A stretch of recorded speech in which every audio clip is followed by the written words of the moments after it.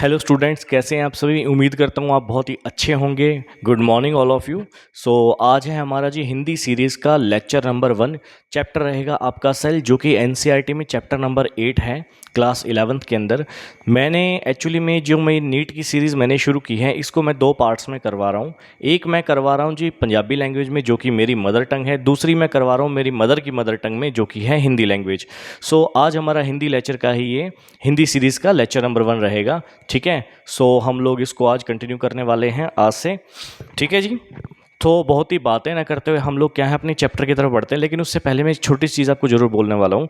हमारा चैप्टर जो है वो क्या है बेटा, सेल चैप्टर है। आप लोगों को सभी को पता लग ही गया। अच्छा, सेल चैप्टर को हम इतना अच्छे तरीके से पढ़ेंगे। देखिए, मैंने आपको ऑलरेडी बता चुका है कि हम इसको नीट पॉइंट ऑफ व्यू से पढ़ने वाले हैं, राइट। सो हम इसे बेसिक से पढ़ेंगे, बहुत ही अच्छे तरीके से पढ़ेंगे और सारी चीज़ें इस तरह से कवर करते हुए चलेंगे कि आने वाले जो चैप्टर्स हमारे हैं, जो भी आपके नए कंसेप्ट्स आ रहे हैं या नए चैप्टर्स आ रहे हैं, उनमें हम इन चीज़ों को इस्तेमाल कर सकें या हमें कन्फ्यूज़न ना हो, हम अच्छे से सारे क्वेश्चंस को अटैम्प्ट कर पाएँ, राइट। सो मेरे नोट्स में और एनसीईआरटी के अंदर भी थोड़ा सा आपको डिफरेंस देखने को मिल सकता है। लेकिन मैं यहाँ पर एनसीईआरटी लाइन टू लाइन समझाऊंगा कि एनसीईआरटी में उन्हीं चीज़ों को किस तरह से मेंशन किया गया है, राइट। क्योंकि एनसीईआरटी समझना भी अपने आप में एक बहुत बड़ा टास्क है। उसमें छोटे छोटे जो शब्द आ रहे हैं बीच में, छोटे छोटे जो अक्षर आ रहे हैं, वही आपका पूरा का पूरा कंसेप्ट जो है वो चेंज कर देता है, राइट। मेरे पास कुछ स्टूडेंट्स का जो है वो क्वेश्चन भी आया था, तो उसको भी हमने देखा है हमारी ही लाइव क्लास, इसी क्लास के अंदर। अभी लाइव तो नहीं है, बट आई होप सो कभी लाइव भी हो जाएगी, राइट। तो चलिए बहुत ही बातें ना करते हुए हम लोग शुरू करते हैं अपने चैप्टर की ओर। सो एज यू नो, हमारा चैप्टर क्या है जी, हमारा चैप्टर है cell, the unit of life. ठीक है। सो ये हम आज शुरू करने वाले हैं। देखो, एनसीईआरटी क्लास 11 के अंदर जो चैप्टर सेल दिया हुआ है, ये चैप्टर 8 नंबर पे क्यों दिया हुआ है? अगर ये बायोलॉजी का इतना ही बेस है तो इसे पहले क्यों नहीं दिया, इसे बाद में क्यों दिया गया है? एक्चुअली इसके पीछे भी एक कारण है। देखो, जब साइंटिस्टों ने अपने आले दुआले अपने आसपास में इतनी सारी लिविंग चीज़ों को देखा, तो उन्होंने सोचा कि यार ये चीज़ें जो हैं इतनी लिविंग होने के बावजूद इतनी डिफ्रेंशिएटेड क्यों है, अलग क्यों है, इन्हें क्लासीफाई क्यों नहीं किया गया? तो धीरे धीरे उन्होंने अपना ब्रेन यूज़ किया और फिर उन्होंने इन्हें क्या करना शुरू कर दिया, क्लासिफिकेशन इनका करना शुरू कर दिया। इसीलिए आप जब आप एनसीईआरटी पढ़ते हैं, चैप्टर नंबर 1 पढ़ते हैं, उसमें आपको लाइफ के बारे में बताया गया, लिविंग ऑर्गेनिजम्स के बारे में बताया गया कि उसकी क्या क्या कैरेक्टरिस्टिक्स होते हैं, है ना, कैसे हम लिविंग और नॉन लिविंग में डिफ्रेंशिएट कर सकते हैं, है ना। तो वो वहाँ पे आप देखते हैं। सेकंड चैप्टर की तरफ आते आते आप देखना शुरू हो जाते हैं कि इसमें क्लासिफिकेशन करना शुरू कर दिया हमने, जितने भी तमाम तरह के लिविंग ऑर्गेनिजम्स में। लेकिन वहाँ तक सेल के बारे में डिस्कशन नहीं हुआ, क्योंकि साइंटिस्ट सीधा ही किसी क्लासिफिकेशन के बाद सीधा ही किसी रिजल्ट पे नहीं पहुँचे कि यार ये तो सेल से बनी हुई है। उसके पीछे एक बहुत बड़ी रिसर्च है। तो जैसे जैसे डेवलपमेंट होती गई, धीरे धीरे उनका ब्रेन काम किया और उन्होंने सोचा कि यार ये जो लिविंग ऑर्गेनिजम्स है इतनी डिफ्रेंशिएटेड हैं सभी के सभी, ये किन यूनिट मॉलिक्यूल से बनी हुई हैं, क्या ऐसे स्ट्रक्चर्स हैं जिनसे मिलके ये बनती है, क्या वो स्ट्रक्चर सेम है, क्या सब में सेम तरह के मिलते हैं या फिर सब में डिफरेंट तरह के मिलते हैं। दैट्स वाई एनसीईआरटी के अंदर ये चैप्टर नंबर 8 पे आ जाता है। ठीक है जी। और इसके बाद आप क्या देखते हैं, बायोमोलिक्यूल चैप्टर। बायोमोलिक्यूल चैप्टर के अंदर क्या बताया हुआ है, उसके अंदर वही बताया है कि जैसे 8 में हम लोग क्या पढ़ रहे हैं, हम लोग सेल के बारे में पढ़ रहे हैं कि सेल के कौन से कंपोनेंट्स क्या क्या चीज़ें बनाते हैं, इसमें क्या क्या कंपोनेंट है, क्या क्या मटीरियल है ना। अब जो मटीरियल हमने बता दिए, जो मॉलिक्यूल्स हमने यहाँ पर इस चैप्टर में बता दिए, वो मॉलिक्यूल किस तरह से और कहाँ पर प्रिपेयर हो रहे हैं और उनका टेक्सचर क्या है, उनका स्ट्रक्चर क्या है, केमिकल कंपोजिशन क्या है ना, क्या क्या उनकी वेरिएशंस हैं, उस सब चीज़ों के बारे में बायोमोलिक्यूल्स में हम लोग डिस्कस कर लेते हैं। उसके बाद आपका चैप्टर दिया है जी सेल साइकिल एंड डिवीजन, है ना। क्योंकि मॉलिक्यूल बनने के बाद जब आप उनका नेचर जान चुके हैं, फिर ये जानेंगे कि जो सेल हमारे पास था, वो सेल अब डिवीजन कैसे कर रहा है, अपनी तादाद कैसे बढ़ा रहा है। सो अब हम शुरू करते हैं हमारा लेक्चर। ठीक है जी। चलिए लेक्चर की तरफ आते हैं। सो हमारा जो चैप्टर है वो रहेगा जी cell, the unit of life. ठीक है। चलिए, मेरे पास एक्चुअली में नोट्स ये पहले से बने हुए हैं, तो मैं इन्हीं नोट्स को यूज़ कर रहा हूँ। मेरी जो पंजाबी सीरीज़ चल रही है वहाँ पर मैंने ये नोट्स बनवाए थे। सो आपका यहाँ पर थोड़ा सा फ़ायदा हो जाएगा, वहाँ पर जितने भी नोट्स बन रहे हैं वो आप यहाँ पर ईजिली देख पाएंगे और आपको स्क्रीनशॉट लेके काम चल जाएगा, है ना। टाइम थोड़ा सा हमारा बच जाएगा। चलिए तो शुरू करते हैं। देखिए, सबसे पहले सेल क्या है, हमें पता है it is the basic structural and functional fundamental, जिसे भी बोल देते हैं ना, यूनिट ऑफ लाइफ। देखो, फंक्शनल, स्ट्रक्चरल, बेसिक यूनिट है, हमें पता है। अब फंडामेंटल का मतलब क्या है, फंडामेंटल जानिए पहले। फंडामेंटल का मतलब होता है आधारपूर्वक, यानी जो सेल है, जो सेल इतनी छोटी एंटिटी है, इतनी छोटी इकाई है कि इससे छोटा हम सेल इमेजिन नहीं कर सकते कि इससे छोटी कोई चीज़ लिविंग स्टेट में रह सकती है सेल से छोटी। ठीक है, इसलिए ये फंडामेंटल है, यानी आधारपूर्वक है। इसके बिना तो जीवन या फिर आगे की बड़ी संरचनाएं आप सोच ही नहीं सकते। ठीक है, सो यहाँ पर लिखा है फंडामेंटल यूनिट ऑफ लाइफ। अब सबसे पहले जिक्र कर लेते हैं जी साइंटिस्ट का, जो कि है रॉबर्ट हुक। रॉबर्ट हुक ने 1665 में क्या किया था जी? Discovered the dead cell. पहली बार डेड सेल इन्होंने देखा था, डिस्कवर किया था। कहाँ से डिस्कवर किया था जी? A thin slice of cork से, या कह दें टॉक कॉर्क, जो बियर की बॉटल्स या वाइन की बॉटल, शैंपेन की बॉटल्स आती थी ना पहले, उनमें जो है लकड़ी का एक टुकड़ा लगा हुआ होता, उसको कॉर्क बोल देते थे। तो उनके उसके पतले स्लाइसेस किए गए, या फिर क्या बोल सकते हैं, thin slice of bark of tree. पेड़ की जो छाल होती है, एक्चुअली में उन कॉर्क को बनाए उस छाल से जाता था। ठीक है, एक्चुअली में तो दूसरी लकड़ियां भी इस्तेमाल कर लेते थे जो मिडिल पोर्शन में प्रेजेंट होती हैं, बट लेकिन क्या है, कॉर्टेक्स वगैरह को यूज़ कर लेते थे। बट लेकिन यहाँ पे क्या है, अपन उसको मान के भी चलेंगे कि बार्क ऑफ द ट्री को भी इस्तेमाल किया था। ठीक है, सो लिखा हुआ है थिन स्लाइस ऑफ कॉर्क या फिर थिन स्लाइस ऑफ बार्क और ट्री। छोटी क्लासेस में ये बताया जाता है ट्रीज के बारे में कि बार्क ऑफ द ट्री, कई बुक्स में भी इस चीज़ का मेंशन है। ठीक है, तो हम दोनों ही इसको मान लेंगे। बेसिक तो मतलब लकड़ी के एक छोटे से टुकड़े से है, उसके पतले से स्लाइस काटे और उसे उन्होंने कहाँ ऑब्जर्व किया जी? एक सेल्फ डिज़ाइन माइक्रोस्कोप के अंडर उसे क्या कर दिया? ऑब्जर्व कर दिया। ये जो सेल्फ डिज़ाइन माइक्रोस्कोप था, ये कैसा माइक्रोस्कोप था? ये एक कंपाउंड माइक्रोस्कोप था। कैसा माइक्रोस्कोप था जी? It was a compound microscope. Compound microscope. ठीक है, अब ये कंपाउंड माइक्रोस्कोप उन्होंने खुद से बनाया था। दैट्स वाई यहाँ पर क्या लिखा हुआ है? सेल्फ डिजाइंड माइक्रोस्कोप लिखा हुआ है। ठीक है, अब कंपाउंड माइक्रोस्कोप उन्होंने पहली बार कैसे बनाया? देखो, एक साइंटिस्ट थे गैलीलियो नाम के, उन्होंने वो एक्चुअली में वो फिजिक्स के अंदर माने जाते हैं, तो वो एस्ट्रोनॉमिकल स्टडीज़ वगैरह करते थे, स्टार वगैरह को देखते थे। तो वो बड़े गैलीलियो बड़े एकदम से अचंभित कर देने वाले शख्सियत है, अगर उनके बारे में देखा जाए तो। पागलों की तरह हरकतें हैं, बट लेकिन पागल तो नहीं थे, बहुत महान हस्ती हैं, बट दुनिया के लिए तो पागल ही होते हैं साइंटिस्ट। अब वो क्या करते थे, बीच में बैठे रहते थे, वो स्टार्स वगैरह को देखते रहते थे। एक दिन उनकी ब्रेन किसी तरह से काम किया, उन्होंने पहली बार क्या बनाया? खुद का टेलीस्कोप बनाया कि जो छोटी छोटी चीज़ें दूर मौजूद, छोटे छोटे आसमान में जो स्टार्स मौजूद है, उनको वो जूम करके देख पाएँ, बड़े करके देख पाएँ। ठीक है, तो पहली बार जब टेलीस्कोप बनाया, टेलीस्कोप के बारे में पता लगा जी किन्हें? रॉबर्ट हुक को। तो रॉबर्ट हुक बड़े अचंभित हो गए। तो रॉबर्ट हुक ने पहली बार गैलीलियो की ही जिस तरह से उन्होंने टेलीस्कोप को बनाया, उसे ही इमेजिन करके, उसे ही पूरी स्टडी करके इन्होंने अपना एक सेल्फ डिज़ाइन माइक्रोस्कोप बनाया था। ठीक है, और इस माइक्रोस्कोप के अंडर इन्होंने पहली बार इन डेड सेल्स को ऑब्जर्व किया था, जो कि पेड़ के छाल से या फिर टुकड़े से, छोटे से लकड़ी के टुकड़े से लिए गए थे। और देखते ही इन्होंने क्या ऑब्जर्व किया कि आइला, क्या ऑब्जर्व किया? आइला, है ना, हनी कुम लाइक स्ट्रक्चर्स। आइला, आइला नहीं, एक्चुअली दैट वाज सेलुला। ठीक है, आइला नहीं कहना, दैट वाज सेलुला। सेलुला क्या था जी? सेलुला एक लैटिन लैंग्वेज से लिया गया वर्ड है। सेलुला का लैटिन में मतलब क्या होता है? लैटिन में सेलुला का मतलब है स्मॉल रूम्स, या कहते हैं तो लिटिल कंपार्टमेंट्स। ठीक है, बाद में इसी सेलुला को क्या कह दिया गया? सेल बोल दिया गया। ठीक है, चलिए अब हम आगे बढ़ते हैं। अच्छा, एक छोटी चीज़ इसमें और ऐड कर लो, इसके बारे में हमें पता कहाँ चलता है? इसके बारे में रॉबर्ट हुक ने कहाँ पे लिखा है? अपनी बुक के अंदर लिखा है। इनकी बुक कौन सी है? बुक का नाम है जी, बुक है इनकी माइक्रोग्राफिया। माइक्रोग्राफिया।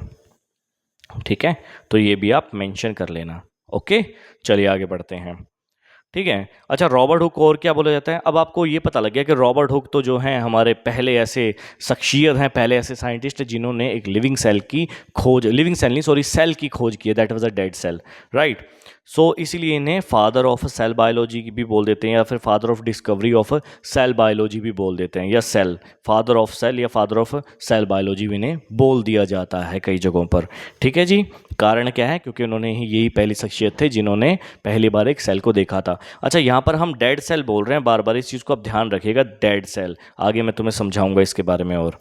ठीक है, तो आगे हमारे पास जो साइंटिस्ट आ रहे हैं उनका क्या नाम है? That was Antonie van Leeuwenhoek. The name is Antonie van Leeuwenhoek. देखिए, इनके हुक में और रॉबर्ट हुक के हुक में, दोनों के हुक में थोड़ा थोड़ा सा डिफरेंस है। रॉबर्ट हुक का हुक हुक ना हो के दैट इज़ अ हुकी। ठीक है, तो स्पेलिंग थोड़ी सी याद कर लेना, हुकी करके।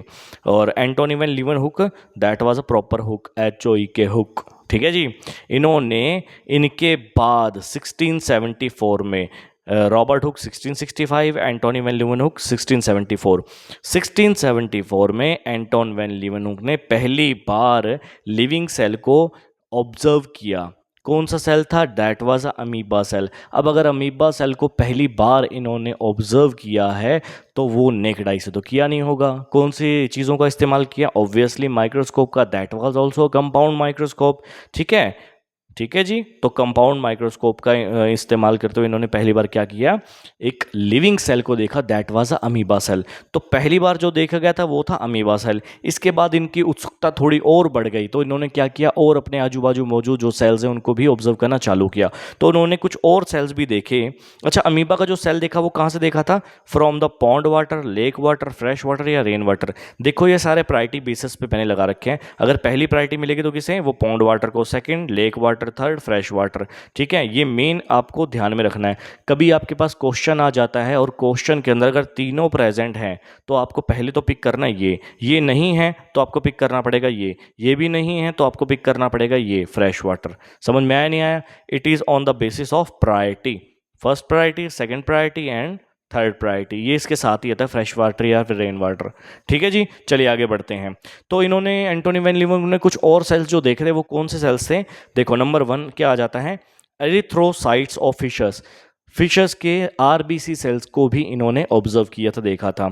दूसरे sperm cells of fishes, sperm cells को भी देखा। तीसरा bacteria from tartar of teeth of dead organism.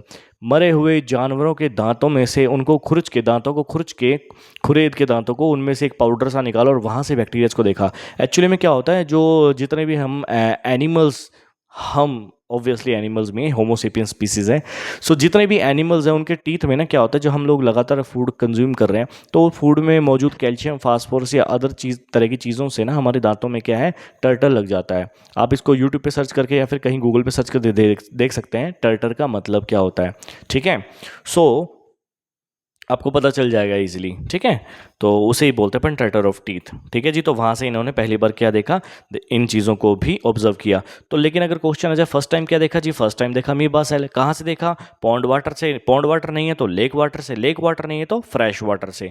इसके अलावा इन्होंने क्या ऑब्जर्व किया? इसके अलावा इन तीनों चीज़ों को भी ऑब्जर्व किया था। तो क्वेश्चन आ जाएगा अगर आपके पास बन के, है ना, उसमें अपने पास चारों ऑप्शन डाल रखे और एक पांचवी ऑप्शन और बता दिया आपसे, या मान लो ABC करके किसी भी तरह से क्वेश्चन घुमा के डाल दिया। उसमें पूछा गया विच of the following discovered observed bye या डिस्कवर्ड बाय एंटोनी वैन लीeuwenhoek, तो उसमें चारों ऑप्शन डाल दिए तो हमें क्या चूज करना पड़ेगा? All the above. ठीक है, लेकिन अगर क्वेश्चन आता है first time, only that time you will choose amoeba cell. Got it? चलिए आगे बढ़ते हैं। आगे हमारे पास जो साइंटिस्ट आ रहे हैं, अब तो एक दो साइंटिस्टों का और नाम देख लेते हैं फिर हम चलते हैं मेन टॉपिक की ओर।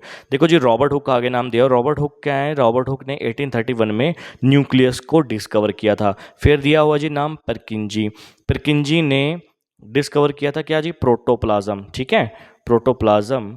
प्रोटोप्लाज्म क्या होता है? प्रोटोप्लाज्म हमें पता है सेल के अंदर जितना भी लिक्विड कंटेंट है, राइट, जैसे साइटोप्लाज्म प्लस न्यूक्लियोप्लाज्म, इनको कलेक्टिवली क्या बोल देते हैं? प्रोटोप्लाज्म बोल देते हैं। इसके अलावा देखो एक और डेफिनेशन भी आ जाती है। पहली डेफिनेशन प्रोटोप्लाज्म की यही है कि cytoplasm plus liquid plasm, nucleoplasm is equal to protoplasm. इन दोनों को हम कंबाइनली क्या बोल देते हैं? प्रोटोप्लाज्म बोल देते हैं। लेकिन आपकी क्लासेस के अकॉर्डिंग अब इसकी डेफिनेशन थोड़ी सी और मॉडिफाई हम कर सकते हैं और समझ सकते हैं, और ऐसा है भी। All the liquid content present inside cell, जितना भी लिक्विड कंटेंट है सेल के अंदर प्रेजेंट है उसको कलेक्टिवली क्या बोल देंगे? कलेक्टिवली बोल देंगे प्रोटोप्लाज्म। इसका क्या कारण है? देखो कारण ये है कि मान लेते हैं ये हमारे पास सेल है, ठीक है जी, ये सेल है और सेल के अंदर क्या प्रेजेंट है? न्यूक्लियस प्रेजेंट है। इनिशियली ये सेल ऐसा ना हो कि कैसा था, ये सेल सिर्फ ऐसा था, बीच में डीएनए प्रेजेंट था, राइट, इधर भी डीएनए प्रेजेंट ओनली। अब जो डीएनए ये प्रेजेंट है, धीरे धीरे इसी साइटोप्लाज्मिक मटेरियल के और ज़्यादा मॉडिफिकेशन से इसमें जो चीज़ें नई नई डेवलप होती है, कि डेवलप होने से क्या हो गया, यहाँ पे एक मेम्ब्रेन टाइप स्ट्रक्चर बन गया और साथ में इसके अंदर क्या हो गया, एक न्यूक्लियर मेम्ब्रेन बन गया और साथ में अदर ऑर्गेनल्स भी बननी चालू हो गई। ठीक है, यानी कि सेल अपनी प्रोटोटाइप से एडवांस स्टेज की तरफ जा रहा था। सो अब वो अगर एडवांस स्टेज की तरफ जा रहा है तो वो मटेरियल कहाँ से लेके आ रहा है? मटेरियल प्रेजेंट है जी पहले ही साइटोप्लाज्म में। साइटोप्लाज्म में कहाँ से आ रहा है? इन्वायरमेंट से आ रहा है, राइट। सो हम मान सकते हैं कि सेल के अंदर जितनी भी चीज़ें डेवलप हो रही हैं वो सारी कहाँ से डेवलप हो रही हैं? साइटोप्लाज्मिक मटेरियल से डेवलप हो रही हैं। ठीक है, चलिए हम आगे बढ़ते हैं अब इसमें।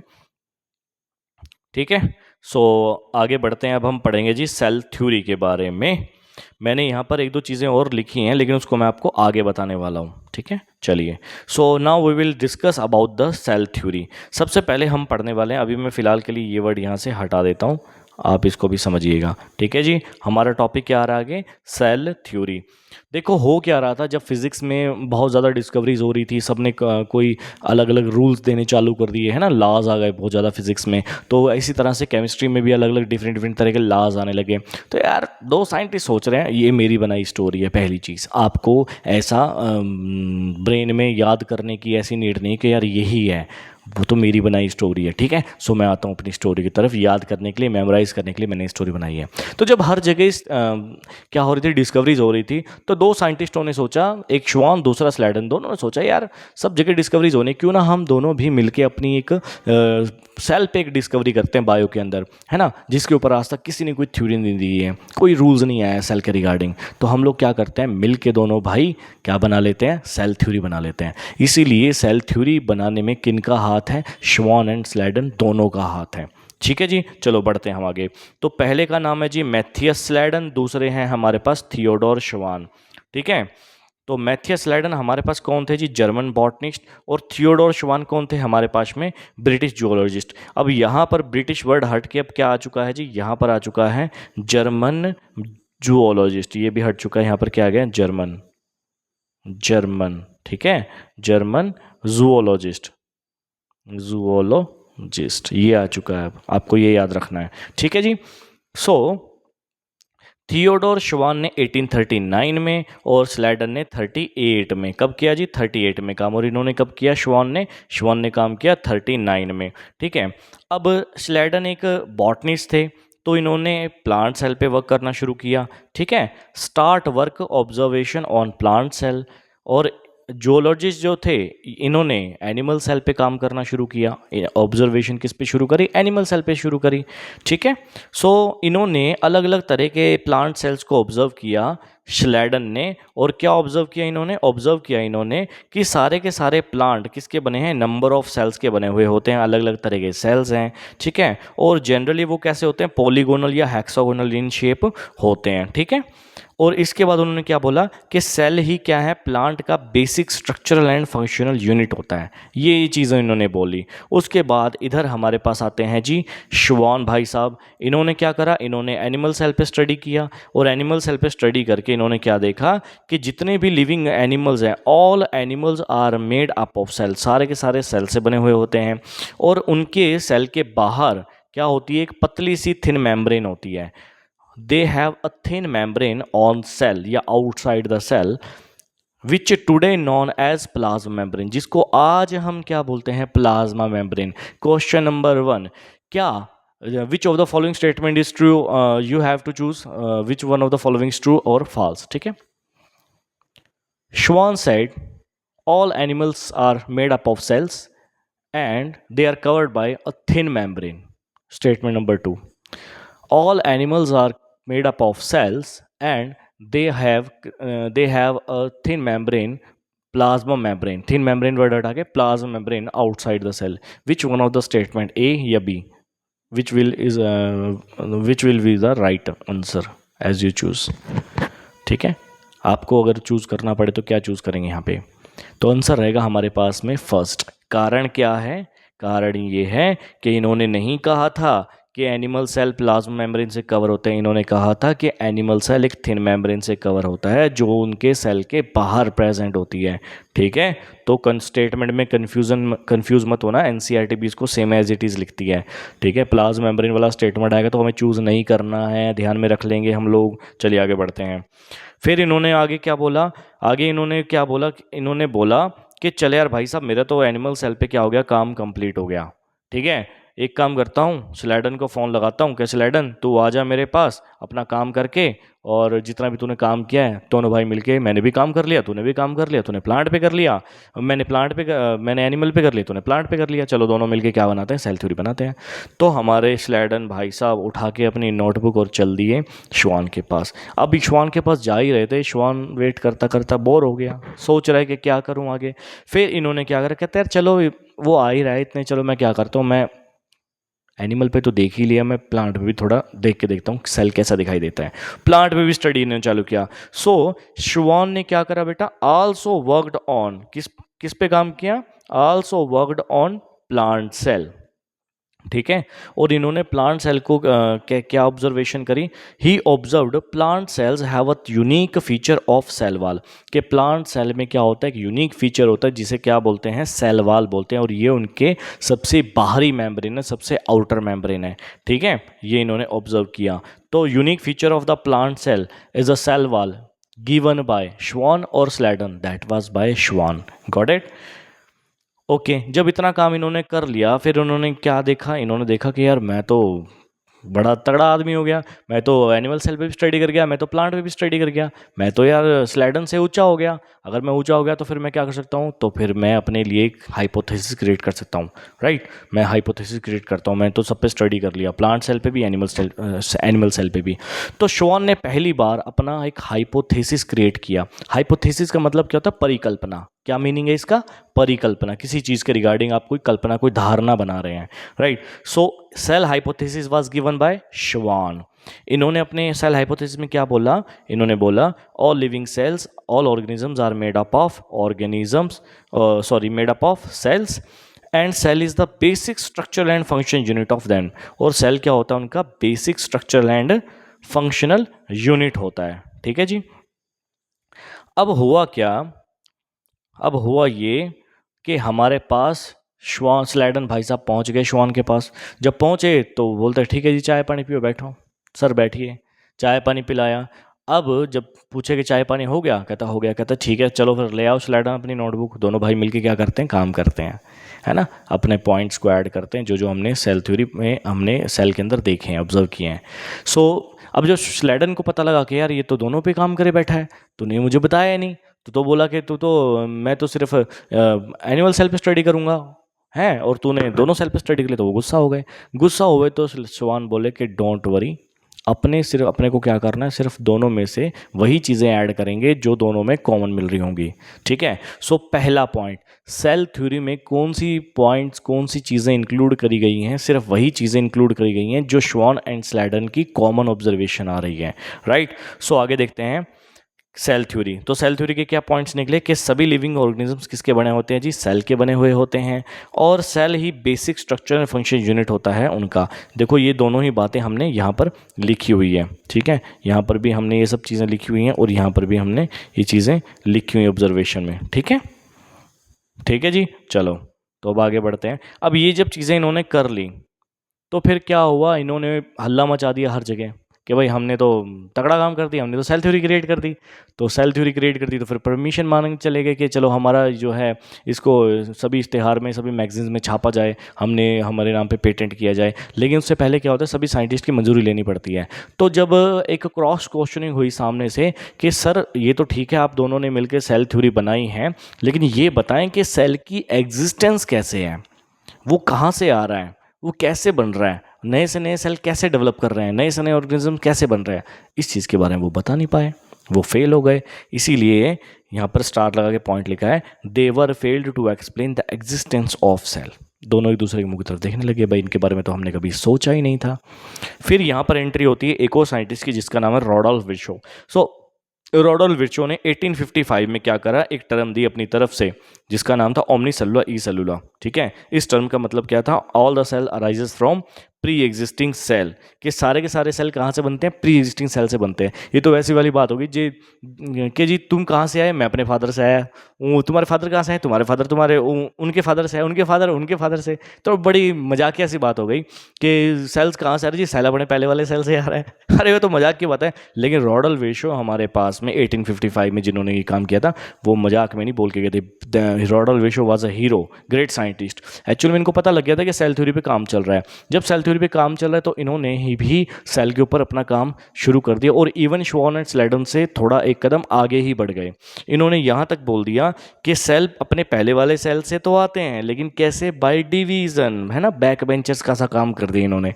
मजाक में तो बोल दिया क्लास में, जी मैं बताता हूँ कहाँ से आ रहे हैं, जी वहाँ से आ रहे हैं। कैसे आ रहे हैं? बाय डिवीजन आ रहे हैं, राइट। सो ये इंपॉर्टेंट है। इसके लिए इन्होंने टर्म कौन सी यूज करी थी? ओमनी सेलुला ई सेलुला। और ये कौन सी लैंग्वेज से ली गई थी? लैटिन लैंग्वेज से ली गई थी। ठीक है, अब देखो यहाँ पे भी लैटिन लैंग्वेज का इस्तेमाल किया गया है। कारण क्या है इसका वो हम आगे जानेंगे। ठीक है, सो पहले ये देख लेते हैं। अब इन्होंने क्या करा, देखो इन्होंने आगे क्या करा। रॉडल विर्चो ने ये सब करने के बाद अपनी एक सेल थ्योरी क्रिएट करी। जब इन्होंने अपनी नई सेल थ्योरी क्रिएट करी तो इन्होंने किसे मॉडिफाई किया? ठीक है, तो अगर आप क्लास 9th में चले जाते हैं वहाँ पर आपको लिखा हुआ मिलता है कि रॉडल Virchow modified the cell theory और गिवन बाय श्वान एंड स्लेडन। लेकिन एक्चुअल में इन्होंने ऐसा नहीं किया था। इन्होंने श्वान की जो सेल हाइपोथेसिस जो उन्होंने दी थी श्वान ने, उसे ही मॉडिफाई यहाँ पर किया था। ठीक है, सो अगर बोले कि सेल थ्योरी को फाइनल शेप किसने दिया? फाइनल शेप देने वाले कौन है जी? रॉडल्फ विर्चो। कौन है सेल थ्योरी को फाइनल शेप देने वाले? रॉडल्फ विर्चो। और इन्होंने किस चीज़ को किसे मॉडिफाई किया? ओल्ड सेल थ्योरी को मॉडिफाई किया, सेल थ्योरी को मॉडिफाई किया, या फिर सेल हाइपोथेसिस को मॉडिफाई किया जो कि श्वान ने दिया था? तो इन्होंने मॉडिफाई किया है जी सेल हाइपोथेसिस को, जो किसने दिया था? श्वान ने दिया था। ठीक है, ये आप ध्यान में रख लेंगे। ऑलराइट, आगे बढ़ते हैं। पहला पॉइंट इन्होंने क्या इसमें डाला अपनी बनाई हुई सेल थ्योरी में, इसका नाम रख दिया न्यू सेल थ्योरी, कि all organisms are made up of cells. Cell is basic fundamental unit of life. ठीक है, of organism. All cells arises from pre existing cell by division. और लास्ट पॉइंट इन्होंने एक और बोला कि cell contain a dense place inside them which contain genetic material. देखो हम पहले ही पढ़ चुके हैं कि 1831 में क्या हुआ था। 1831 के अंदर रॉबर्ट ब्राउन ने एक टर्म दे दी थी, क्या? न्यूक्लियस। ठीक है, इन्होंने डिस्कवर कर दिया था कि सेल के अंदर क्या प्रेजेंट होता है? न्यूक्लियस प्रेजेंट होता है। सो ये 1855 के अंदर फिर इन्होंने बता ही दिया था। लेकिन यहाँ पर अगर वर्ड न्यूक्लियस भी आ जाए तो भी आपको ये ऑप्शन में नहीं लेना, क्योंकि इन्होंने नहीं बोला कि सेल के अंदर एक डेंस प्लेस होती है जिसे हम न्यूक्लियस कहते हैं और न्यूक्लियस के अंदर ही जेनेटिक मटेरियल होता है। इन्होंने ऐसा नहीं बोला। इन्होंने बोला सेल के अंदर एक डेंस प्लेस होती है जिसे हम जिसके अंदर क्या प्रेजेंट होता है? जेनेटिक मटेरियल प्रेजेंट होता है। ऑलराइट, सो आगे बढ़ते हैं। आगे बढ़ने से पहले हम छोटी एक दो चीज़ें और देख लेते हैं। मैंने क्या बोला था आपको? मैं आपको बार बार बता रहा था कि यहाँ पर भी देखो लैटिन लैंग्वेज लिखा हुआ है, कि लैटिन लैंग्वेज में इन्होंने जो है ओमनीसेलुलर ईसेलुलर टर्म को उठाया है। ठीक है, और ऊपर भी हमने पढ़ा है पहले भी कि यहाँ पर भी लैटिन लैंग्वेज का इस्तेमाल किया गया था। कौन सा टर्म देने के लिए? टर्म था सेल, इसे देने के लिए, राइट। सो अब लैटिन लैंग्वेज का इस्तेमाल क्यों किया जा रहा है बार बार, हम ये जानेंगे। देखो लैटिन एक डेड लैंग्वेज है।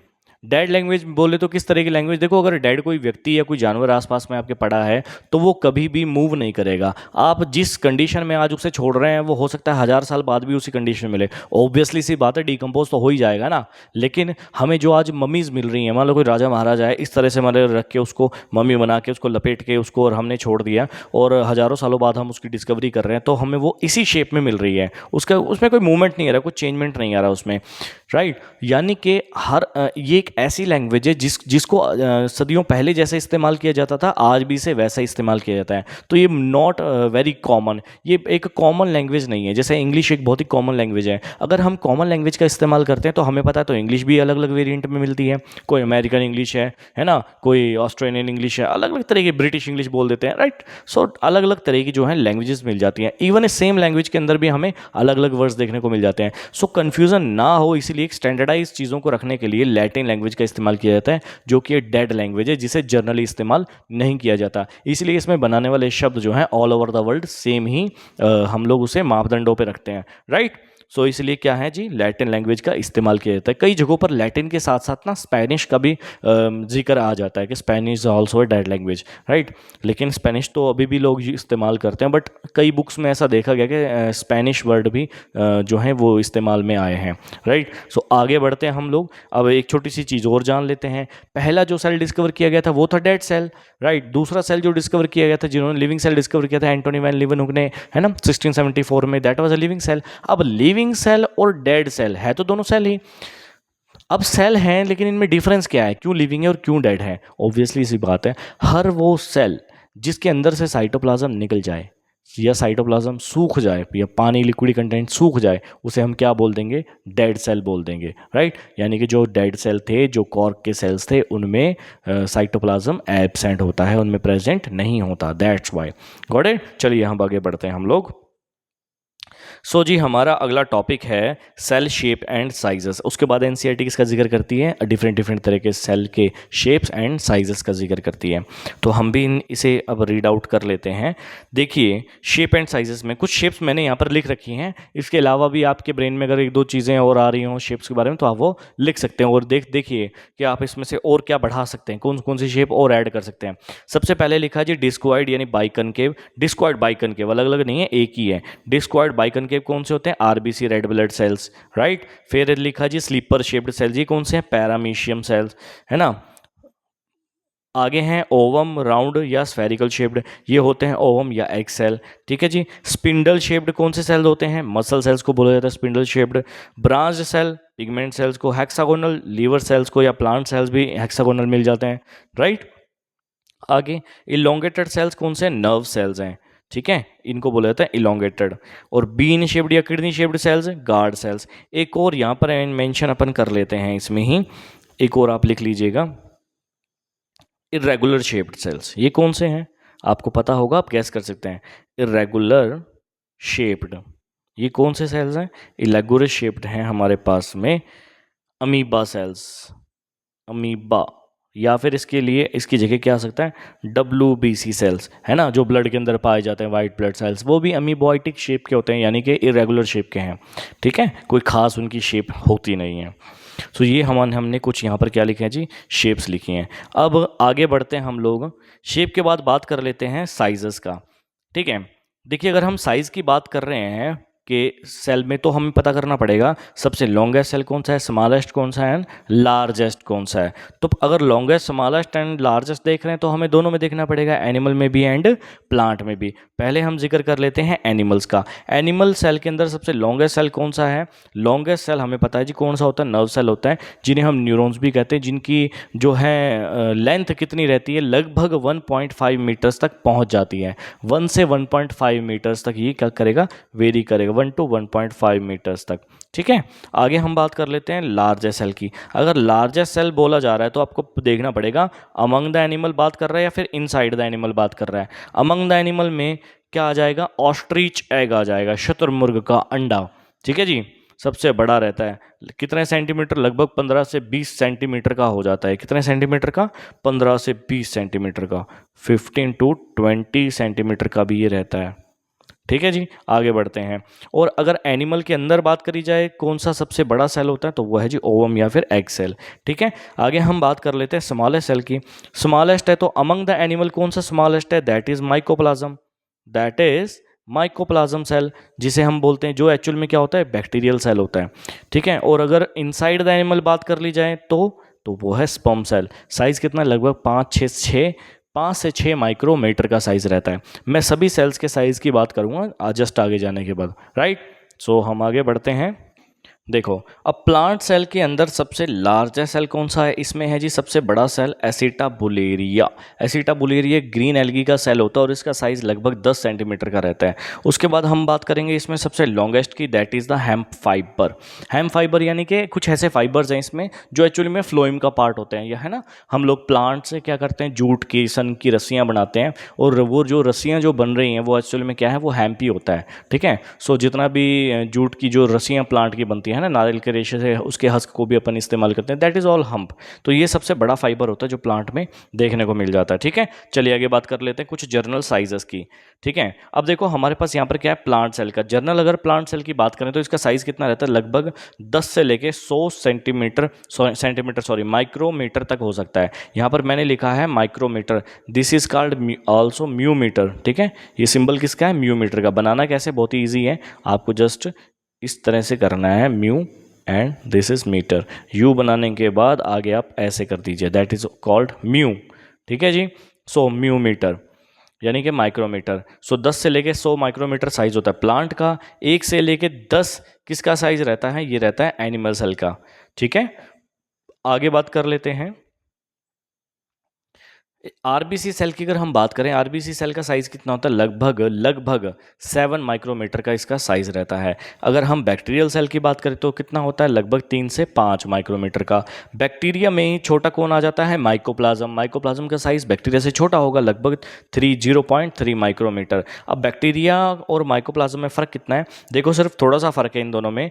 मान लेते हैं ये हमारे पास बैक्टीरिया का सेल है, ये है प्लाज्मा मेम्ब्रेन, और बाहर इसमें क्या मिल रही है आपको, सेल वॉल देखने को मिल रही है। ठीक है, लेकिन माइकोप्लाज्म के अंदर क्या नहीं है, माइकोप्लाज्म सिर्फ क्या प्रेजेंट है, प्लाज्मा मेम्ब्रेन प्रेजेंट है, किसी तरह की सेल वॉल नहीं होती। तो बैक्टीरिया में हमको दोनों चीज़ें देखने को मिल रही हैं, मेम्ब्रेन एंड सेल वॉल, लेकिन यहाँ पर सिर्फ क्या है, सिर्फ और सिर्फ प्लाज्मा मेम्ब्रेन ही प्रेजेंट होती है। दैट्स वाई माइकोप्लाज्म बैक्टीरिया से भी छोटा साइज होता है, कितना, लगभग 0.3 माइक्रोमीटर। ठीक है, अब माइकोप्लाज्म के अंदर ही और कौन आ जाता है, पीपीएलओ। ठीक है, पीपीएलओ की full form pleuropneumonia like organism. इसका साइज इससे भी छोटा रहेगा, लगभग 0.1 माइक्रोमीटर। सो बैक्टीरिया की ही फैमिली से कौन बिलोंग कर रहा है, माइकोप्लाज्म। बैक्टीरिया कौन है, जिन पे सेल वॉल मिलती है। माइकोप्लाज्म ऐसे बैक्टीरियल सेल है जिन पे सेल वॉल नहीं होती है ना, और ये एब्सेंस ऑफ ऑक्सीजन में भी सर्वाइव कर जाते हैं। दूसरे माइकोप्लाज्म के ही अंदर हमारे पास छोटे कौन आ जाते हैं, माइकोप्लाज्म के अंदर हमारे पास छोटे आ जाते हैं पीपीएलओ। पीपीएलओ यानी कि प्लूरोनिमोनिया लाइक ऑर्गेनिज्म। ठीक है, इनका साइज इनसे भी छोटा है, लगभग 0.1 माइक्रोमीटर। आगे बढ़ते हैं हम लोग।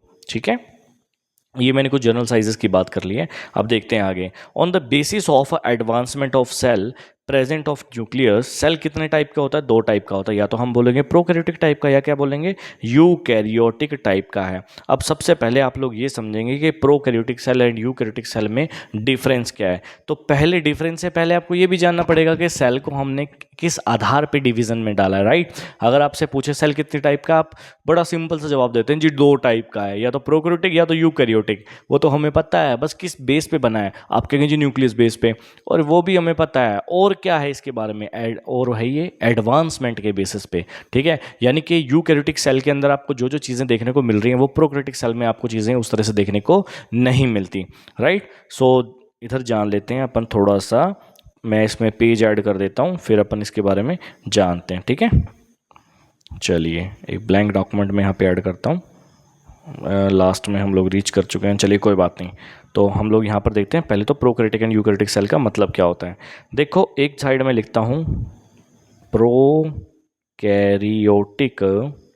सेल, और इधर मैं लिख रहा हूँ यूकैरियोटिक सेल। ठीक है, देखो जी पहले प्रोकैरियोटिक का मतलब क्या है।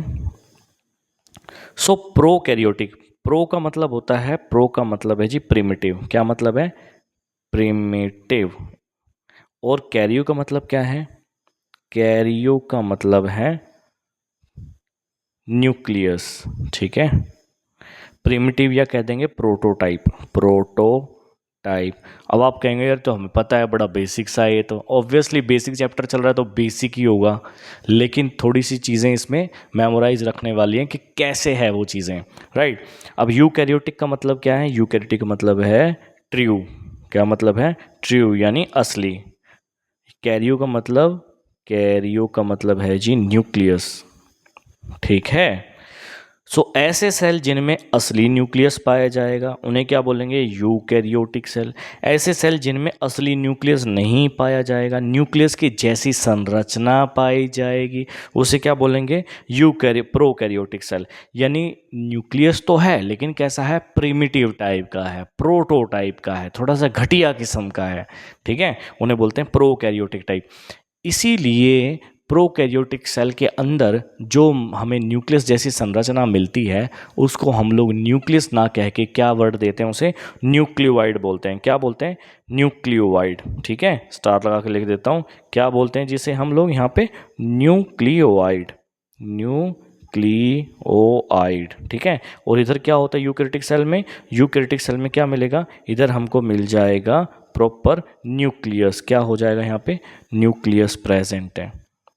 ठीक है। अब न्यूक्लियोइड का मतलब थोड़ा सा जान लो। न्यूक्लियोइड का मतलब क्या है? ओआइड। जहाँ पर भी बायो में जहाँ पर भी तुम्हें ओआइड वर्ड लिखा हुआ मिल जाए, क्या, कौन सा वर्ड? ओआइड। ओआईडी। ओआइड का मतलब क्या होता है? लाइक, लाइक दैट, उसके जैसी। ठीक है ना। यह लगभग क्या बोलते हैं? Almost similar. अब ऑलमोस्ट सिमिलर मतलब ऑलमोस्ट सिमिलर भी इसको एग्जैक्टली अपन नहीं कह सकते, फंक्शन के बेसिस पे बोल पाएंगे इसको सिमिलर। ठीक है ना। ऑलमोस्ट वर्ड हटा दो, लाइक दैट कह दोगे आप तो ये ज़्यादा बेटर है। न्यूक्लियोइड मतलब होता है किसी के जैसी संरचना। ऑलमोस्ट तो फिर ये हो गया ना कि थोड़ी बहुत कमी है ना, लेकिन यहाँ पे तो बहुत ज़्यादा कमी मिलेगी अपने को। सो ओआइड का मतलब क्या है? कि लाइक दैट संरचना, वैसा है नहीं, उसके जैसा है थोड़ा बहुत। तो जहाँ पर भी ऐसे स्ट्रक्चर्स हमारे को सेल के अंदर और भी मिलने वाले हैं, तो वहाँ पर मैं तुम्हें नाम के साथ बताऊंगा कि कहाँ कहाँ पे ओआइड लगा हुआ और इसका क्या क्या हमारे पास मतलब आ रहा है। ठीक है। सो आई होप ये आपको समझ में आ गया होगा। अब मैं चलता हूँ जी हमारे अगले टॉपिक की तरफ, दैट इज प्रोकैरियोटिक सेल, यानी कि एक बैक्टीरियल सेल। और इसे बहुत ही अच्छे तरीके से हमने समझना है, आपको याद रहना चाहिए। ठीक है। सो ये मेरे पास पहले से बनाया हुआ एक बैक्टीरियल सेल है। मैं इसे फिर से ड्रॉ कर सकता हूँ बट मैं नहीं करूँगा, क्योंकि हमारा एक तो समय बच जाएगा, ये मेरे ही बनाए हुए नोट्स हैं, और दूसरा आपका भी समय बचेगा। तो आप लोग इसका क्या कर सकते हैं? स्क्रीनशॉट भी ले सकते हैं। ठीक है। तो मैं शुरू करता हूँ हमारे टॉपिक की तरफ। देखो जी, हमने सबसे पहले, जैसे मैं बता रहा हूँ वैसे आप इसको समझिए, और उसके बाद इसका चाहे तो स्क्रीनशॉट ले लीजिए, चाहे इसे कॉपी करके अपनी नोटबुक में बना लीजिए, और फिर मेरे लेक्चर के साथ साथ आप इसे रीड करेंगे। पहले समझ लीजिए, फिर आपको इसे उसी हिसाब से रीड करना है। ठीक है। चलिए हम बढ़ते हैं आगे। देखेंगे बेटा, यहाँ पे हमें पता लगा ये क्या है, एक प्रोकैरियोटिक सेल है। ठीक है। अब इस प्रोकैरियोटिक सेल यानी कि एक बैक्टीरियल सेल के बारे में बात कर रहे हैं। देखो सेंटर में मैंने ये सेल बनाया है, इसमें मैंने कितनी एनवलप्स बनाई हैं? यहाँ पर 3 एनवलप्स प्रेजेंट है। यानी एक बैक्टीरियल सेल में कितनी एनवलप्स होती हैं? 3 एनवलप्स प्रेजेंट होती हैं, 3 मेम्ब्रेन्स प्रेजेंट होती हैं, प्रोटेक्टिव मेम्ब्रेन्स प्रेजेंट होती हैं 3। ठीक है। सबसे बाहर वाली मेम्ब्रेन को क्या बोलते हैं? ग्लाइकोकैलिक्स बोला जाता है। इससे नीचे रेड वाली मेम्ब्रेन को क्या बोलेंगे? सेल वॉल बोल देंगे। और इससे नीचे प्रेजेंट जो ब्लूइश कलर में, इसे हम क्या बोल देंगे? इसे हम बोल देंगे जी प्लाज्मा मेम्ब्रेन। हमारे पास 3 प्रेजेंट है, glycocalyx, cell wall and plasma membrane. ठीक है। सबसे पहले बात करेंगे ग्लाइकोकैलिक्स। ग्लाइकोकैलिक्स का नेचर होता है जी पॉलीसैकेराइड, यानी कि शुगरी नेचर की ग्लाइकोकैलिक्स होती है। इसके अलावा कभी कभी ग्लाइकोकैलिक्स के अंदर क्या देखने को मिल जाता है हमें? कभी कभी इसके अंदर हमें देखने को मिल जाता है जी प्रोटीन्स भी देखने को मिल जाते हैं कुछ। ठीक है। सम टाइम इसमें क्या मिल जाता है ग्लाइकोकैलिक्स में, मैं ऐड कर देता हूँ यहाँ पे, इसे मैं ऐड कर देता हूँ पिंक कलर से, ताकि आप इसे समझ पाएँ। यहाँ पर क्या रहेगा, कभी कभी ग्लाइकोकैलिक्स में पॉलीसैकेराइड प्लस प्रोटीन मिल जाएगा, तो प्रोटीन यहाँ पे ऐड कर देते हैं, प्लस प्रोटीन क्या मिल जाता है? प्रोटीन भी मिल जाता है कभी कभी इसके अंदर, वो मैं आगे तुमसे डिस्कस करूँगा। ठीक है। चलिए जी आगे बढ़ते हैं। ऑलराइट। ठीक है। ग्लाइकोकैलिक्स अब जो है वे 2 तरीके से प्रेजेंट हो सकती थी। या तो ये होती थोड़ी सी स्लाइमी, सॉफ्ट, लूज। कैसी? स्लाइमी, सॉफ्ट एंड लूज, तो बोल देते हैं स्लाइम लेयर। या फिर ये हो जाए ड्राई, हार्ड, ठीक है, और थिक, तो उसे बोल देंगे सेल कैप्सूल। ठीक है जी। सेकंड मेम्ब्रेन है हमारे पास में, सेकंड लेयर है, सेकंड एनवलप है सेल वॉल। सेल वॉल बनी होती है पेप्टिडोग्लाइकन की। पेप्टिडोग्लाइकन खुद भी नेचर का कैसा है? पॉलीसैकेराइड, यानी कि शुगरी नेचर का है ये।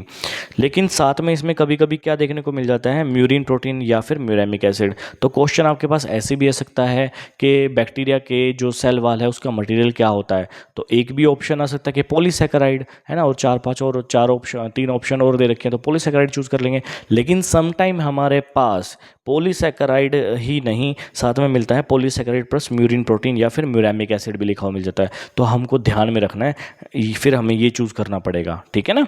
चलिए आगे बढ़ते हैं। ऐसा कभी नहीं होगा कि एक में अकेला पॉलीसेकेराइड डाल दिया और दूसरे में पॉलीसेकेराइड प्लस म्यूरेमिक एसिड या म्यूरिन प्रोटीन डाल दिया। लेकिन अगर ऐसा भी क्वेश्चन बन के आ जाता है तब भी आप किसे पिक करेंगे, तब आप उस कंडीशन में इसे ही स्पेसिफिकली पिक करने वाले हैं। अगर ये ऑप्शन में नहीं है, ऐसा ऑप्शन में नहीं है, तब आप इसे सिंपली पॉलीसेकेराइडल रूप में पिक करेंगे। Got it. चलिए आगे बढ़ते हैं। तो आगे हमारे पास मेम्ब्रेन कौन सी है जी? प्लाज्मा मेम्ब्रेन, थर्ड जो सबसे इनर मोस्ट मेम्ब्रेन है। ठीक है, तो प्लाज्मा मेम्ब्रेन कैसी है? लिपोप्रोटीशियस नेचर की होती है, जैसे सभी यूकैरियोटिक सेल में मौजूद है, ये वैसी ही होती हैं, सेम होती हैं जैसी सभी यूकैरियोटिक यानी कि प्लांट या एनिमल सेल में मौजूद है। बिल्कुल वैसी ही क्या मिलेगी? प्लाज्मा मेम्ब्रेन यहाँ पर देखने को मिल जाती है। ठीक है, नेचर क्या है? सिलेक्टिव परमिएबल नेचर है इसका।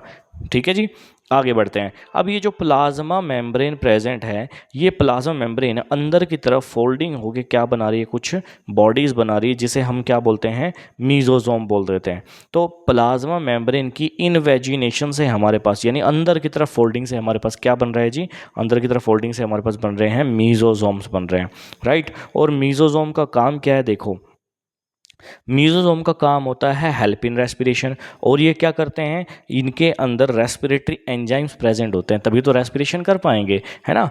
अब रेस्पिरेशन अगर ये कर रहा है और इसमें रेस्पिरेटरी एंजाइम प्रेजेंट है, इसका मतलब ये एटीपी बनाएगा। अगर ये एटीपी बना रहा है तो कितने एटीपीज की फॉर्मेशन करते हैं बैक्टीरियल सेल्स? लगभग 38 एटीपीज।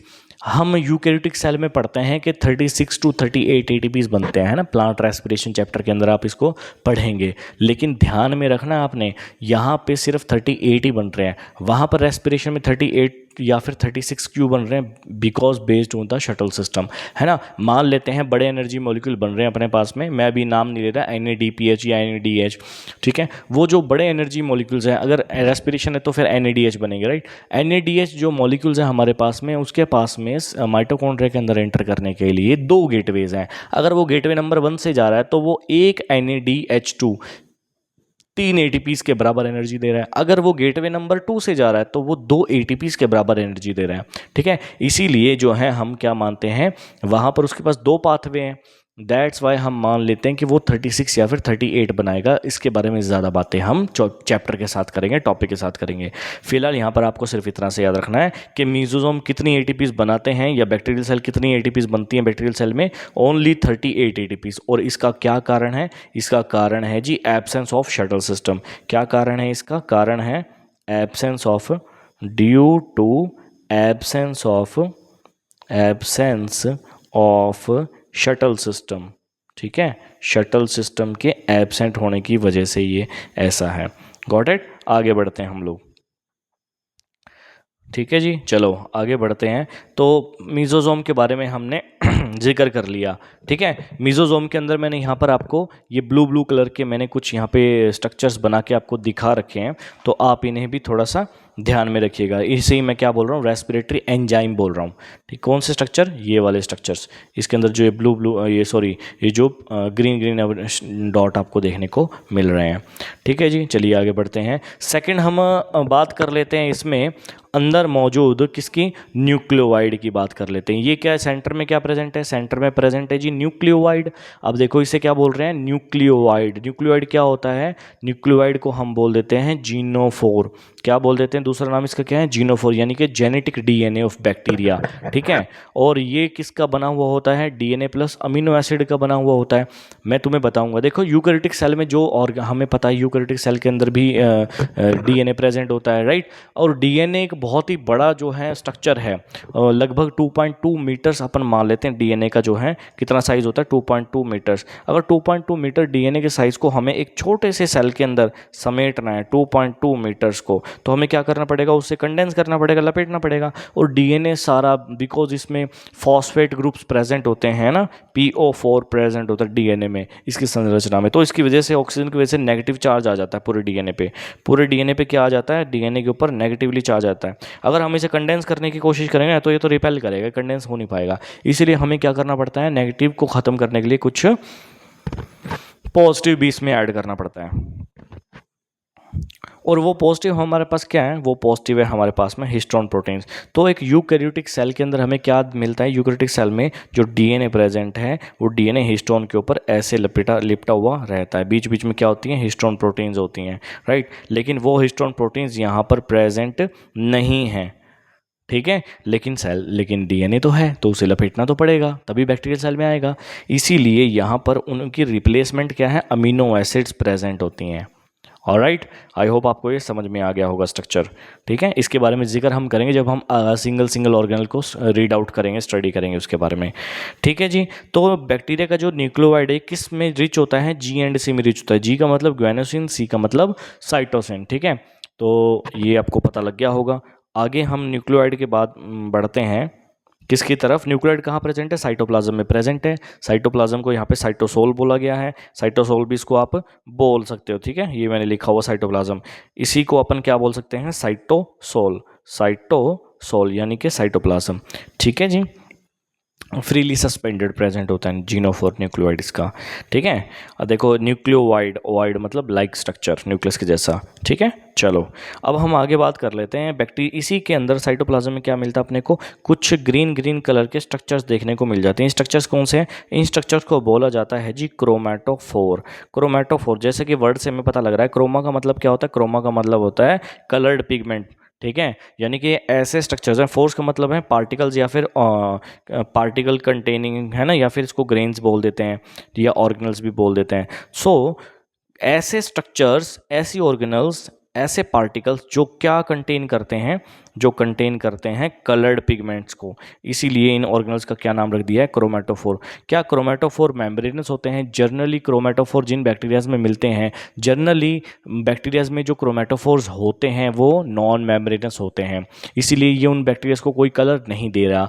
लेकिन अगर ये मान लो जैसे साइनोबैक्टीरिया है हमारे पास में, ब्लू ग्रीन एल्गी, उनके अंदर ये क्रोमैटोफोर जो मिलते हैं वो कैसे मिलते हैं, वो मिलते हैं मेम्ब्रेनस। कैसे होते हैं जी, मेम्ब्रेनस। तो मेम्ब्रेनस क्रोमैटोफोर हमारे को कहाँ मिल जाते हैं, साइनोबैक्टीरिया में, ब्लू ग्रीन एल्गी में। कलर वाले और कौन से हैं, पर्पल सल्फर बैक्टीरिया, वहाँ पर भी ये अपने को कलर मेम्ब्रेन देखने को मिल जाती है, मेम्ब्रेन बाउंड ऑर्गेनल, ठीक है जी। क्रोमैटोफोर कैसे होते हैं, वहाँ पे मेम्ब्रेनस होते हैं।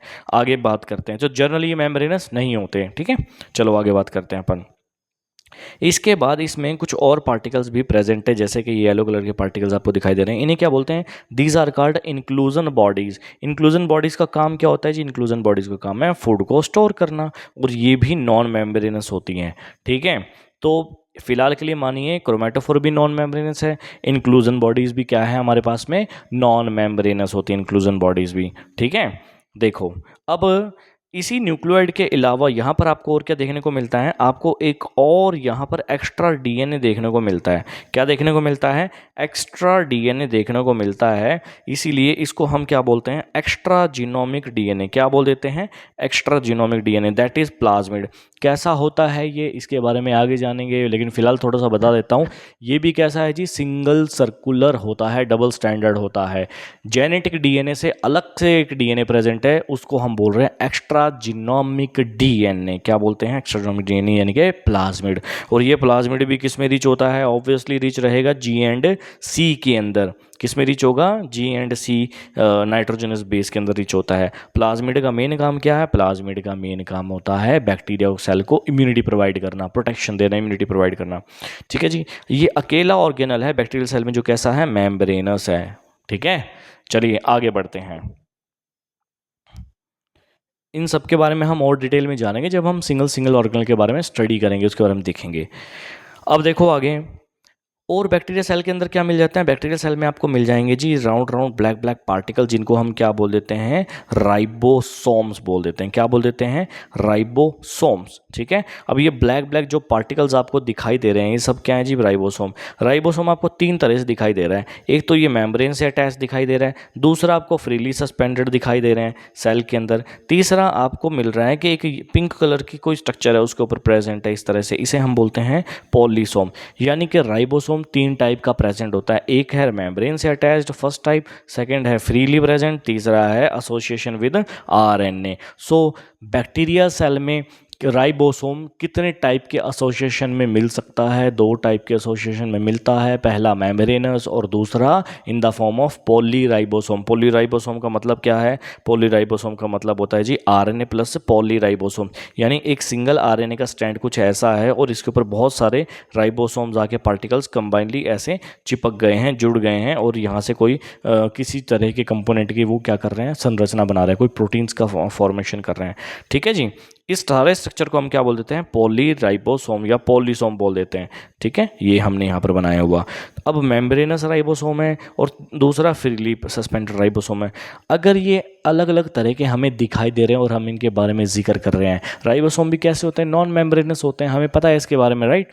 सो इनका काम भी थोड़ा डिफरेंट है। किस तरह का डिफरेंट है काम इनका? देखिए, हमें पता है राइबोसोम्स का मेन फंक्शन क्या होता है? प्रोटीन की फॉर्मेशन करना, राइट। लेकिन जो साइटोप्लाज्मिक राइबोसोम है और जो पॉलीसोम है, ये तो मटेरियल को बना के कहाँ स्क्रीट कर सकते हैं? अंदर ही स्क्रीट करेंगे सेल के। लेकिन अगर मान लो बैक्टीरियल सेल को अपने बाहर, सेल से बाहर कोई मटेरियल को स्क्रीट करना है, तो वो किन का मदद लेगा, किन की सहायता लेगा? वो है जी मेम्ब्रेनस राइबोसोम की सहायता लेगा ये राइबोसोम मटेरियल्स को। सो क्वेश्चन भी हमारे पास बन के आ सकता है कि बैक्टीरिया में कौन सी ऐसी संरचना है मेसोसोम के अलावा जो मटेरियल को बाहर स्क्रीट कर सकती हैं? वो है जी हमारे पास मेम्ब्रेनल एसोसिएटेड राइबोसोम्स। ठीक है, सो मैंने यहाँ पर मेंशन कर दिया है, this is first type, this is second type and this is the third type of ribosome. ठीक है जी, आगे बढ़ते हैं। इसके अलावा आपको बीच में कुछ और पार्टिकल्स देखने को मिलते हैं, रेड कलर के मैंने बना रखे हैं, आप मान सकते हैं ये आरएनए के पार्टिकल्स हैं। ठीक है, आरएनए फ्रेगमेंट्स छोटे छोटे।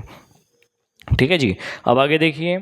अब मेन चीज़ शुरू होती है बैक्टीरिया सेल के सरफेस पे। मैं तुम्हें एनसीईआरटी की लाइन टू लाइन पढ़ाने वाला हूँ कि एनसीईआरटी की लाइन में इसे कैसे लिखा हुआ और उसे समझना कैसे है। बैक्टीरिया सेल के सरफेस के ऊपर से अपने को कुछ स्ट्रक्चर्स निकलते हुए बाहर दिखाई देते हैं। इन स्ट्रक्चर्स को क्या बोलते हैं? ये जो छोटे स्ट्रक्चर्स हैं, थोड़े से लॉन्ग हैं और इलोंगेटेड हैं, इनको बोलते हैं जी पिलाइस। दूसरे हमारे पास प्रेजेंट है फ्लैजेला, ठीक है, और एक और प्रेजेंट है जिसे हम बोलते हैं फिम्ब्रिया। तो 3 तरह के सरफेशियल स्ट्रक्चर्स यहाँ पर प्रेजेंट होते हैं।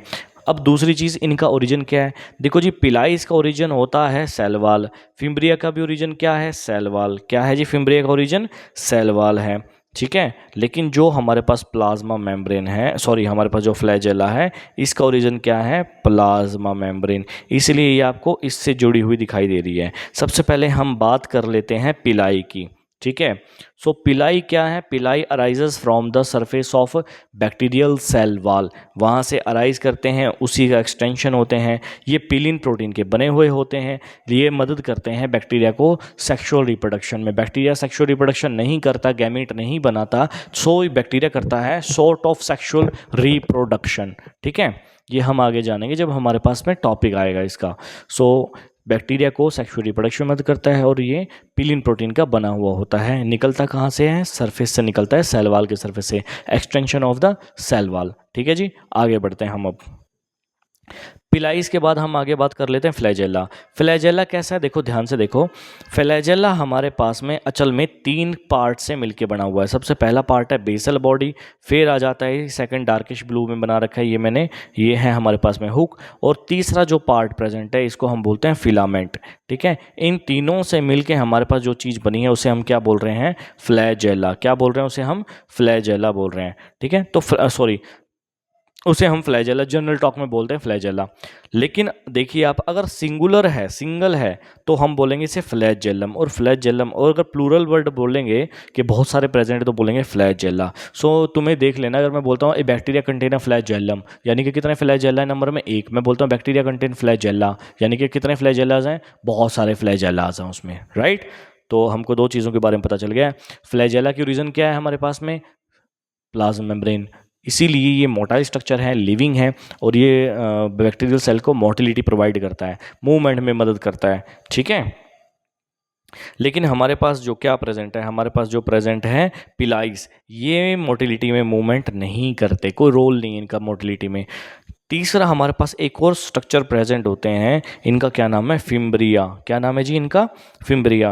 और जो फिम्ब्रिया प्रेजेंट है, फिम्ब्रिया कैसे होते हैं, फिम्ब्रिया देखो पिलाई से थोड़े छोटे स्ट्रक्चर्स हैं, यहाँ पर मैंने इसे बनाया भी हुआ है, ठीक है। और दोनों ही किससे निकल रहे हैं, ये रेड कलर की जो क्या है, ये रेड वाली सेल वाल है, ठीक है। सेल वाल को यहाँ पे भी मैंने रेड कलर से बनाया है और यहाँ पर भी मैं इसे रेड कलर से मेंशन कर रहा हूँ। So pili and fimbriae, fimbriae are the small numerous hair like structures, elongated structures originate from the cell wall, arises from the cell surface, ठीक है। और ये मदद करते हैं बैक्टीरिया को किसी भी सबस्ट्रेट के साथ में अटैचमेंट के लिए। यानी अगर मेरी स्किन के ऊपर यहाँ पर किसी तरह का बैक्टीरिया प्रेजेंट है, यानी एज अ एक्टोपैरासाइट प्रेजेंट है, तो वो कौन से स्ट्रक्चर्स का इस्तेमाल करेगा यहाँ पे चिपकने के लिए, दैट इज फिम्ब्रिया। अगर कोई एंडोपैरासाइटिक फॉर्म में बैक्टीरिया प्रेजेंट है किसी सेल के ऊपर या ऑर्गन के ऊपर, तब भी वहाँ पर वो किसे इस्तेमाल करेगा, फिम्ब्रिया को, राइट।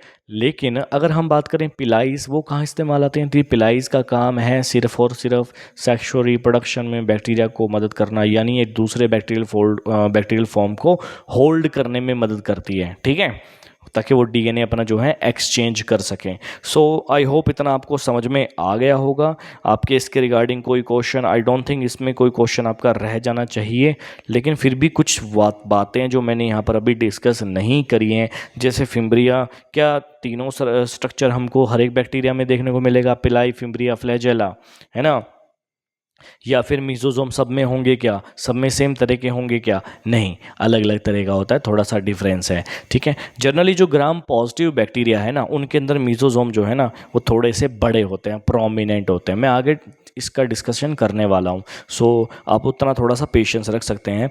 थोड़ा सा और बता देता हूँ, फिम्ब्रिया जो हैं ये क्या, पिलाइज जनरली अपने को कहाँ देखने को मिल जाती है, ग्राम नेगेटिव में देखने को मिल जाती है, not in the gram positive. अब gram negative and gram positive का भी जिक्र हो गया, तो इसे हम कवर करेंगे हमारे नेक्स्ट लेक्चर के अंदर, जहाँ पर हम लोग पहले तो डिटेल डिस्कशन करेंगे हर एक बैक्टीरियल ऑर्गेनल के बारे में, जानेंगे कितने इसमें मेम्ब्रेनस होते हैं, कितने इसमें नॉन मेम्ब्रेनस होते हैं, किसका क्या काम है, किसका क्या नेचर है, ठीक है। उसके बाद हम चलेंगे gram positive gram negative bacteria क्या होता है, क्यों उनको ग्राम पॉजिटिव नेगेटिव कहा जाता है, किस बेसिस पे कहा जाता है, डिफरेंस क्या है, ठीक है जी।